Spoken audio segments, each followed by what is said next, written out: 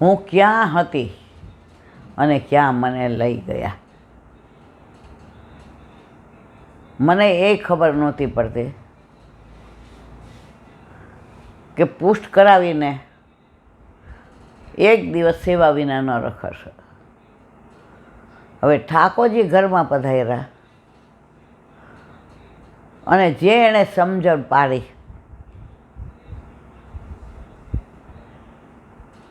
આજે ભલે બધું શીખવાડ્યું,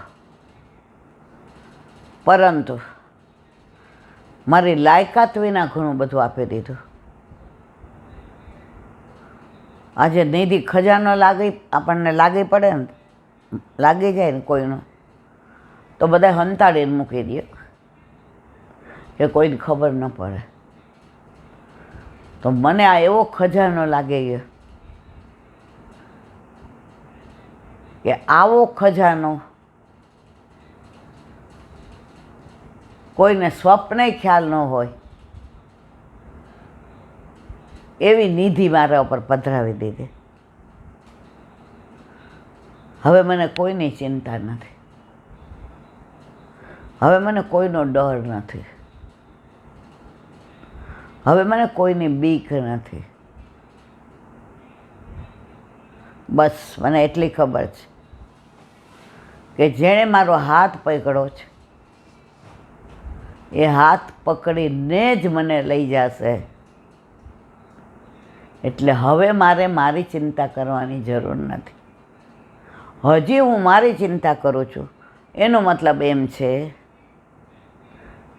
કે હજી હું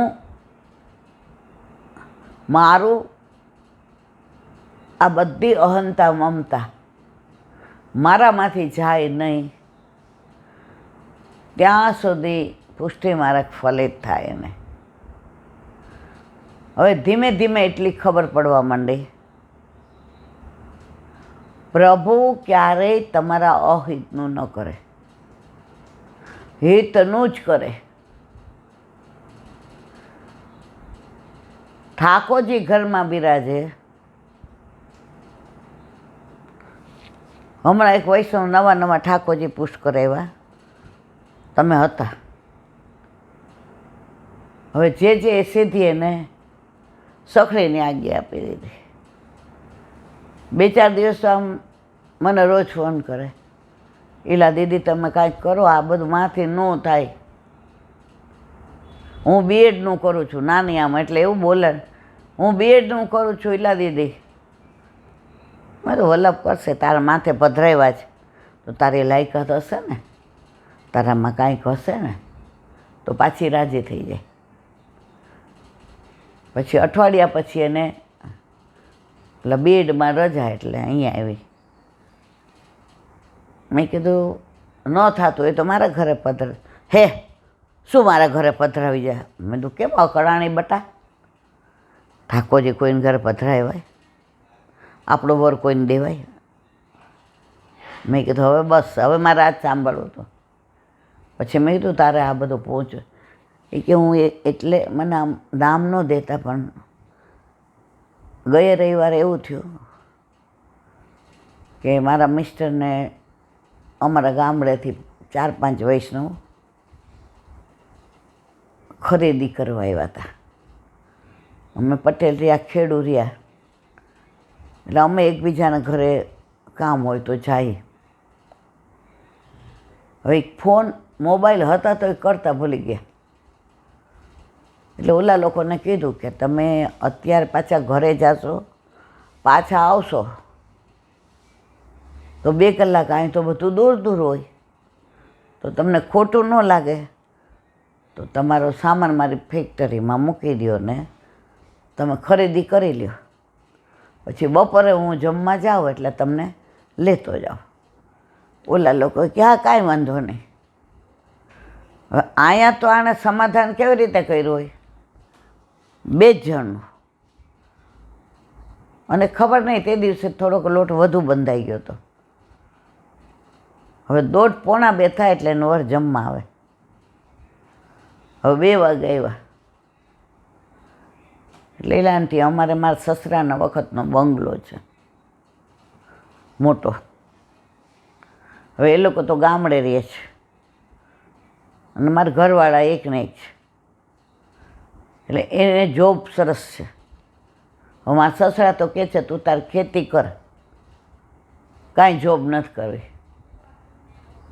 પણ મારા મિસ્ટરની ડિગ્રી એવી છે કે એને જોબ કરવી, એટલે એમની પાછળ હું અહીં આવી. હવે ગાડીમાંથી ઉતરા, 1 2 3 ને 4 2 કપલ. મને એમ થયું કે જમવાના હશે તો એ અંદર આવ્યા. મેં તો આ લોકો અહીં પ્રસાદ લેવા કે તો જ બપોર લે. તમે મોબાઈલ છે તમારી પાસે, તમે એક રિંગ ન કરી શકો મને? રૂમમાં થોડી અકળાણ. એ કે તારે હવે જે કહેવું હોય કે. મારા મગજમાંથી નીકળી ગયું. એટલે ઓલા લોકોએ કીધું હવે ટેબલ ઉપર બેસેવા નહોતા અને આને ટેબલ ખુરશી હતા. ઓલા ભાઈ સમજી ગયા કે આ લોકોને ટેબલ ખુરશી ઉપર ફાવશે નહીં. એ કે હાલો પાથરે લઈએ, બેસી જાય બધા. અરે ઓલી કે યાર પાથરે લઈને બેસી જાય ને, આજે 2 જણમાં તમે જુઓ તો 1 જણ ભળી શકે. એ કે અમે પટેલ છીએ એટલે તમારા વાણિયાભાઈમાં ઈલાબેન. મેં તો વાત તો વાંચી છે. હવે મારા મિસ્ટર પાછું હારવાર બેસી ગયા. હવે 5 થાળી પાડી દીધી. એટલે મેં એ લોકો પાણી પીતા હતા ને ત્યાં ભજીયાનો લોટ દોઈ નાખ્યો કે બીજું તો જલ્દી શું થાય. અને એમને કીધું મને કે આ થોડા ભજીયા અને આ મરચાંમાં ઓલું કરી દો. એટલે હું અંદર મરચું મીઠું ધાણા જીરું ભરી અને ભરેલા ભજીયા કરી નાખું.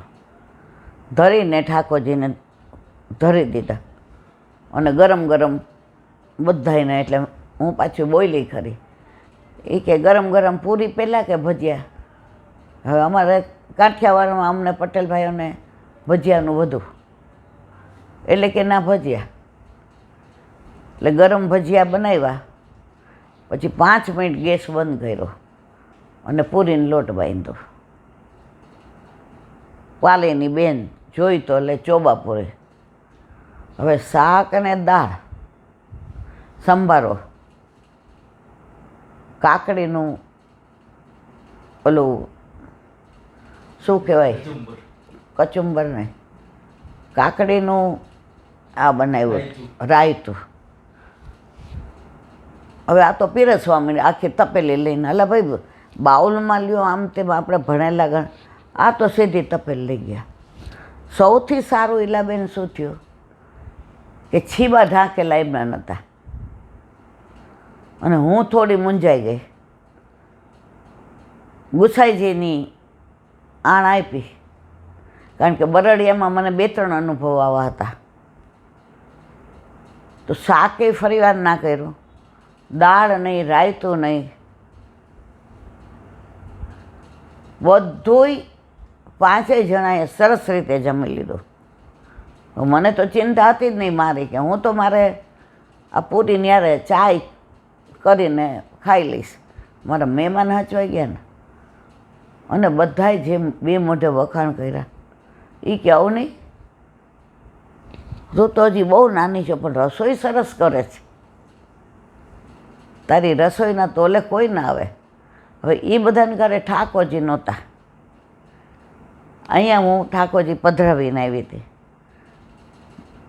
મેં મનમાં કીધું તો એ તમને શું ખબર પડે, અવનીના રસોઈ નથી આવડી. ઠાકોરજીએ બધી લાજ રાખી. પછી મારે વળતો પાછા બધાએ પ્રસાદ લઈ લીધો. એ કે હાલો તમારે જવું છે ને? એ કે હા હાલ. પછી આને પૂછ્યું કે સાંજે શું બનાવવું છે? એટલે ઓલા લોકો કે હવે આવી રસોઈ સરસ બનાવસ, તાર જે બનાવવો એ બનાવવું છે. હવે ઠાકોરજી ઠાડા હતા. આણે પ્રસાદ લઈ લીધો. ઓલા લોકો ગયા અને એને વર કહીને ગયા કે મોડા 8 વાગે આવી જઈશ. મોડા 9 આવ્યા. ઠાકોરજીને સેન ભોગમાં ખાંડવી બનાવી અને વઘારેલી ખીચડી, વઘારેલું દહીં અને સંભારો અને પાપડ તળ્યા. મારા વાલા, આજે રોજ શેનભોગ ધરો છું, પણ કાં ઉપમા હોય, કાં પૌવા હોય, થોડું ભાવ કરીને ધરી દઉં. આજથી મને ખબર પડી કે હવે સાંજે આપને અરગવું છે. એટલે ગુરુદેવની આજ્ઞા લઈ અને એ દીકરી આઠેયામની સેવા કરે છે, અવની. મેં કીધું તું આવે તો 6 વાગે. તો મને કહેલા આંટી નાઈને તરત ઉત્થાપન ભોગ, મેવો, અને 2 જણા છીએ તો ભેળી બનાવી દઉં, ભાખરીને શાક બનાવી દઉં, થેપલા ને ચા. તો મેં ઠાકોરજીને હા થેપલા ને ચા તરફ આપણે કેટલી ઉતાવળ. ના ઈલા આંટી. મેં તો બેટા, એ કે ઠાકોરજી માટે સરસ દૂધ અને પાપડ તો રોજ શેકી જ દઉં. એટલે હવે સાંજે ભોગ ધરીને લઉં છું. એટલે બહારનું અંબે ખાતા નથી. આ ઠાકોરજી ઘરમાં હોય ને તો આ અનુભવ બધાને થાય ને થાય. આપણે ઓલા 4 કીર્તનિયા કેવા આવ્યા હતા કે અમારે કીર્તન ગાવા તમારા ઠાકોરજી પાસે. આપણે કીધું સારું. હવે બધી થાળી પીરસાયેલી હતી ટેબલ ઉપર. તૃપ્તિ મારા સામું જુએ અને હું તૃપ્તિ સામું જોઉં. ઓલા લોકોએ હાથ મોઢું ધોઈ લીધા, પ્રસાદ લેવા બેઠા. હરામ બરોબર એક રોટલી ખૂટી હોય તો રોટલી, દાળ ભાત, શાક, સંભારો. રવિવાર હોય એટલે કાંઈક તો હોય. ખીર હતી ને, ખીર અને મેંદુવડા. એ 4 જણાએ ધરીને પ્રસાદ લીધો. પછી આપણે 6 લીધો. ખૂટો તું જરાય. આબરૂ જાય તો એની જાય, તમારી ને મારી ન જાય. આપણે કેટલા ટકા? આજે તમે સૌથી મોટા છો. હવે કોઈ મહેમાન આવ્યું અને હું કહું લાવો તો 101 રૂપિયા એટલે હાથમાં દેવા છે. હવે તમે કહો હાવ બોતડા જેવી છે, બેંકમાં લઈ આવતા ભૂલી ગયો, મારી પાસે હું આજ 50 નથી. તો તમે ન દઈ શકો તો કોની જાય? તમારી કે મારી? તમારી જાય ને. તો પ્રભુ કોરે ક્યારેય પોતાની જવા દે નહીં. આપણું બધું સાચવી લઈએ. એમાં કોઈ શંકાને સ્થાન નથી. બોલો વલ્લભાધીશ.